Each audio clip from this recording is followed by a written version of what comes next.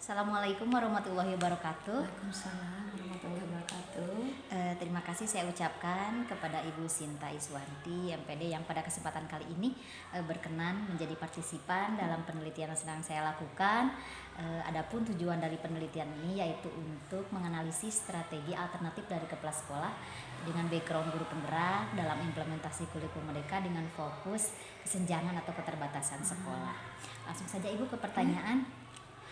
Bagaimana pemahaman Ibu mengenai konsep kurikulum Merdeka, kemudian apa perbedaan utama yang Ibu rasakan dibandingkan dengan kurikulum sebelumnya? Yang saya pahami tentang kurikulum Merdeka ini, di mana kurikulum Merdeka ini menekankan pada pembelajaran yang berpihak pada murid, gitu ya, memberikan memberikan ruang kepada mereka cara pembelajaran berdiferensiasi serta mendorong kemandirian dan kreativitas siswa dalam belajar. Itu yang saya pahami tentang kurikulum Merdeka sekarang. Adapun perbedaan utamanya itu adalah dari segi fleksibilitasnya, Bu, ya, dalam perencanaan pembelajaran dan penguatan pada profil pelajar Pancasila. Itu yang dari kurikulum Merdeka itu sangat kuat di pembelajaran profil pelajar Pancasilanya, dibandingkan dengan pendekatan dari kurikulum sebelumnya. Kurikulum sebelumnya pendekatan itu agak kaku gitu ya. Kalau kurikulum Merdeka itu mereka itu lebih mengeluarkan kreativitas mereka gitu dibandingkan kurikulum yang terdahulu. Baik Ibu, apa pandangan Ibu mengenai efektivitas implementasi kurikulum Merdeka? Kemudian apakah ada faktor yang mendukung atau menghambat dalam menerapkan kurikulum Merdeka di sekolah? Kalau secara umum implementasi kurikulum Merdeka itu di sekolah ini khususnya gitu ya cukup efektif gitu, terutama dalam membangun suasana belajar di kelas, terutama mungkin Bu ya kalau di sini yang sudah menerapkan kurikulum Merdeka itu di kelas 1, 2, 5 sama 6 betul 1, 4 ya 1, 4, 2, 5 25 gitu ya. Kalau kelas ya yang belum kurikulum Merdeka itu kelas 3 sama kelas 6 saja gitu ya. Namun efektivitas ini sangat bergantung pada kesiapan dari guru masing-masing di sini, ketersediaannya sumber daya dan dukungan dari semua pihak yang ada di sekolah ini. Adapun faktor pendukungnya antara lain kami gitu ya mengadakan pelatihan yang memadai, budaya sekolah yang tentunya yang kolaboratif gitu antara guru dengan kepala sekolah dan dukungan teknologi yang memadai. Sedangkan hambatannya adalah keterbatasan SDM ini sendiri, Bu, karena di sini memang guru itu kurang gitu ya. Tenaga guru di sini sangat kurang gitu. Jadi untuk memaksimalkan kurikulum Merdeka itu sangat terbatas gitu ya, Bu ya. Sehingga belum begitu merata tentang pemahaman dari kurikulum Merdeka itu sendiri, dari keterbatasan itu tadi, Bu. Kemudian Bu, bagaimana pengalaman Ibu mengikuti program guru penggerak membantu Ibu dalam menerapkan kurikulum Merdeka di sekolah ini? Ya, saya gitu ya sebagai salah satu dari alumni calon guru penggerak itu sangat membantu saya sendiri untuk memberikan pemahaman kepada mereka tentang filosofi dari kurikulum Merdeka tersebut, khususnya dalam merancang pembelajaran, di mana pembelajaran di kurikulum Merdeka itu yaitu pembelajaran berdiferensiasi tadi, sebelum melakukan pembelajaran kan ada asesmen dulu terlebih dahulu, yaitu diantaranya asesmen formatif dan membangun budaya reflektif. Saya juga belajar cara memfasilitasi rekan guru agar mereka tumbuh bersama-sama dalam memahami atau menyampaikan kurikulum Merdeka ini. Kemudian bagaimana peran Ibu sebagai kepala sekolah membimbing, menginspirasi dan memotivasi stakeholder di sini agar kurikulum Merdeka berjalan dengan efektif? Ya. tentu saya berusaha untuk memfasilitasi mereka gitu ya, yang khususnya tenaga di sini, dengan menjadi teladan dan fasilitator bagi mereka. Tentunya saya membimbing mereka, membimbing guru-guru di sini melalui supervisi yang saya lakukan di kelas masing-masing, terus mendampingi mereka, memberikan ruang untuk mereka untuk berinovasi, serta secara aktif menyampaikan pentingnya informasi atau transformasi pembelajaran untuk keberlangsungan pembelajaran kurikulum mereka di kelas, dan juga saya menjalin komunikasi yang baik dengan mereka dengan memberikan arah-arahan kepada mereka apa yang saya terima, apa yang saya pelajari di guru penggerak. Kemudian Bu, untuk merealisasikan sesuatu yang baik, yang efektif, tentunya selalu ada hambatan atau tantangan. Nah, yang saya tanyakan di sini, apa tantangan yang Ibu hadapi dalam menerapkan kurikulum Merdeka dengan keterbatasan sumber daya manusia, kemudian infrastruktur atau sarana prasarana dan anggaran sekolah? Ya. Tantangan yang saya hadapi antara lain keterbatasan jumlah guru di sini yang benar-benar memahami akan kurikulum Merdeka tersebut gitu. Karena kan ada yang sudah melakukan atau udah menerima pelatihan dari dinas ataupun dari kecamatan, ada yang belum. Karena ada hambatannya bukan halangannya gitu ya untuk melakukan itu.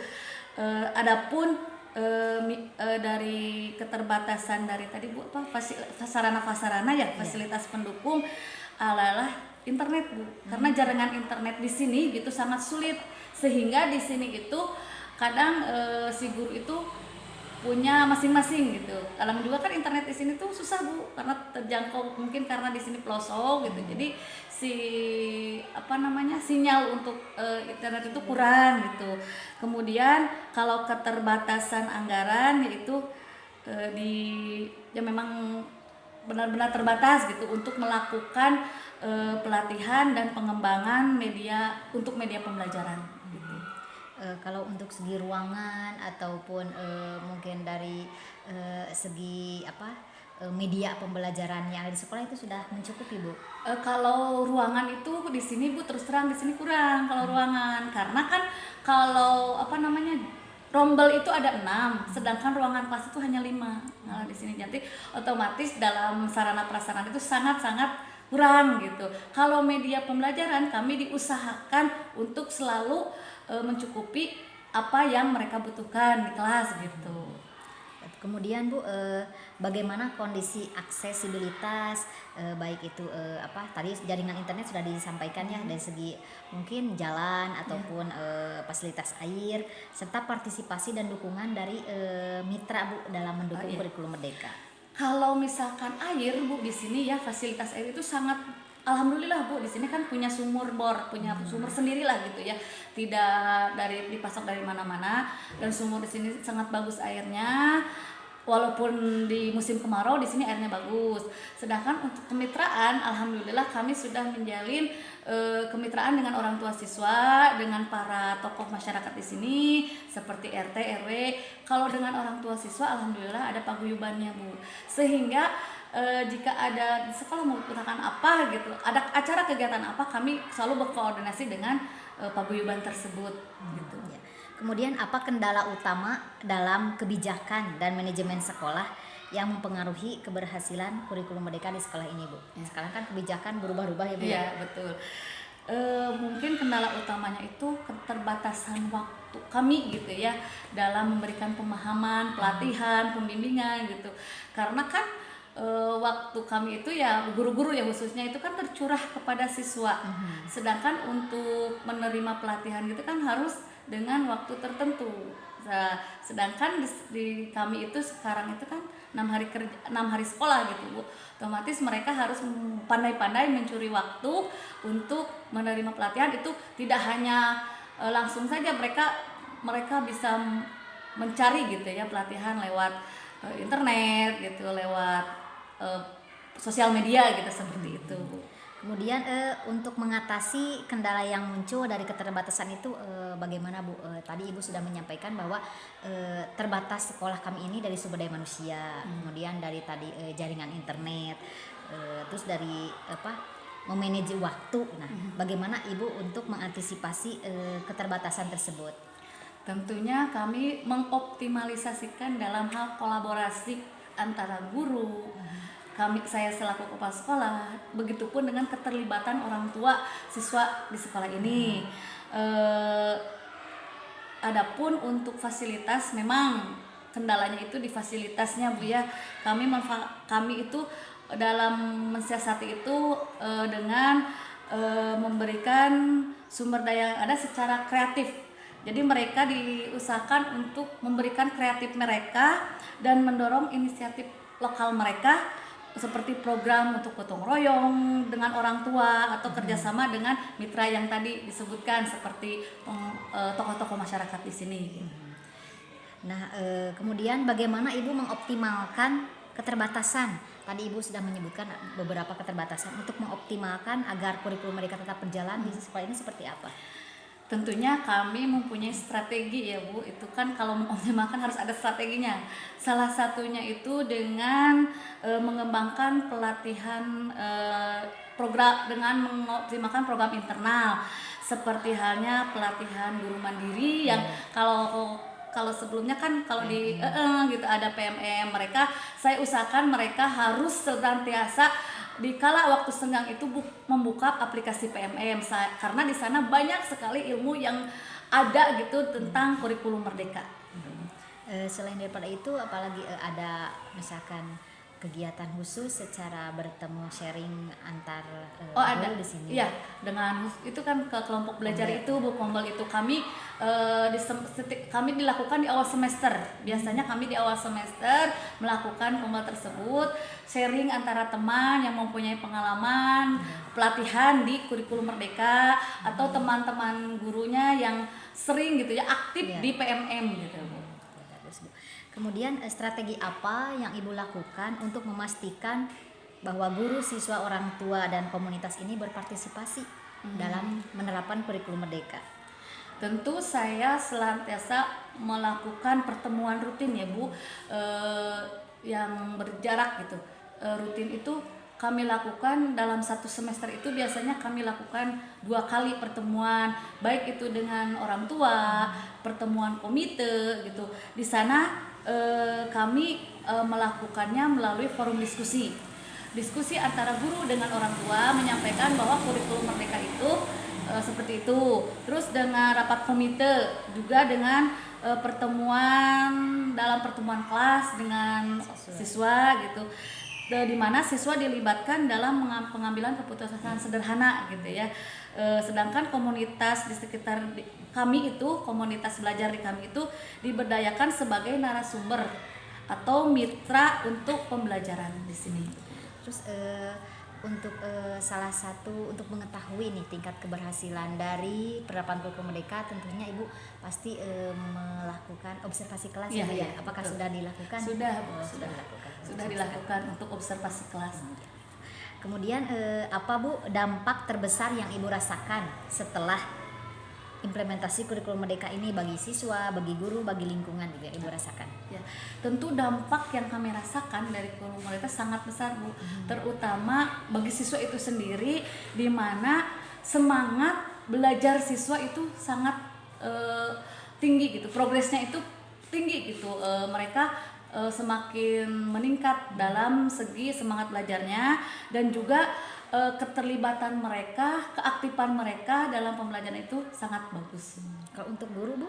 Kalau untuk guru juga seperti itu, karena mereka itu tentu saja ya Bu, agar siswanya dituntut agar siswanya aktif, kreatif, guru juga dituntut untuk selalu memberikan atau mencari ide-ide baru untuk mereka.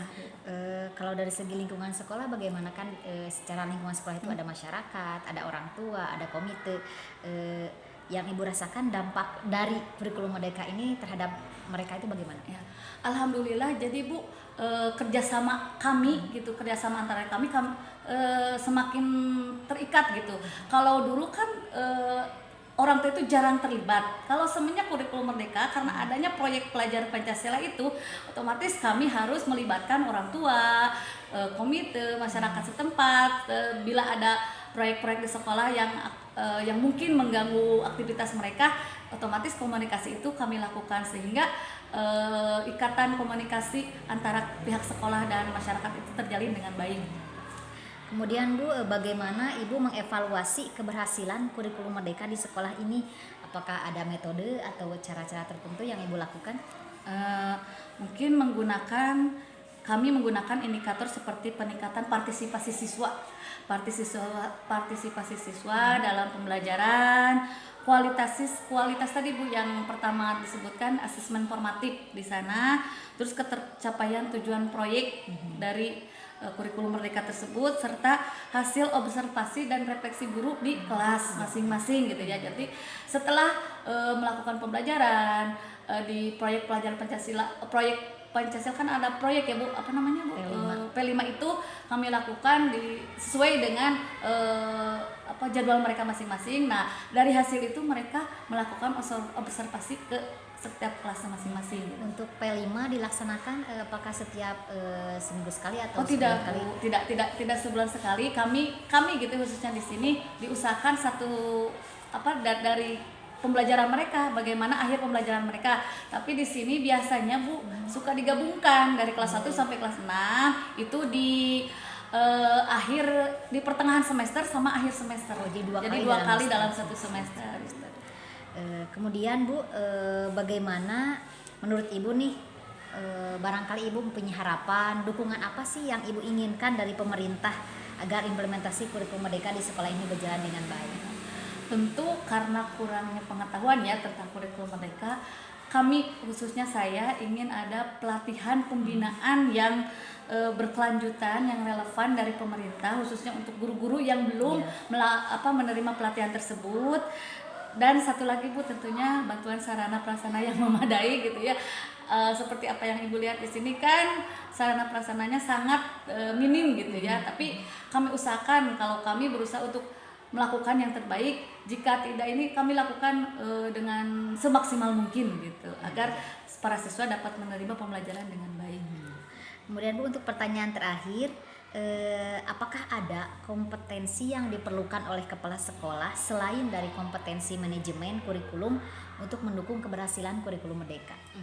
Tentu seorang pemimpin itu harus mempunyai kompetensi kepemimpinan yang transformatif ya Bu, bisa mentransfer ilmunya kepada guru-guru itu dengan mudah dipahami oleh mereka. Terus tentunya mempunyai keterampilan komunikasi yang efektif. Jadi bagaimanapun caranya antara kepala sekolah dengan guru itu harus dilakukan komunikasi, baik itu dengan cara bagaimanapun gitu. Terus yang terakhir, kemampuan sebagai kepala sekolah yang saya rasakan gitu ya sampai sedetik ini, harus mempunyai kemampuan membangun jejaring antara mitra di luar sekolah gitu, seperti itu. Terima kasih Ibu atas berbagai hal yang sudah Ibu sampaikan. Semoga kegiatan wawancara ini bermakna bagi saya, khususnya membantu dalam penelitian yang saya lakukan. Kemudian harapan serta keinginan dari Ibu sebagai kepala sekolah dan di SD ini bisa terwujud. Dan kurikulum merdeka telah lebih-lebih berjalan dengan baik. Sekian Ibu, wassalamualaikum warahmatullahi wabarakatuh. Waalaikumsalam warahmatullahi wabarakatuh.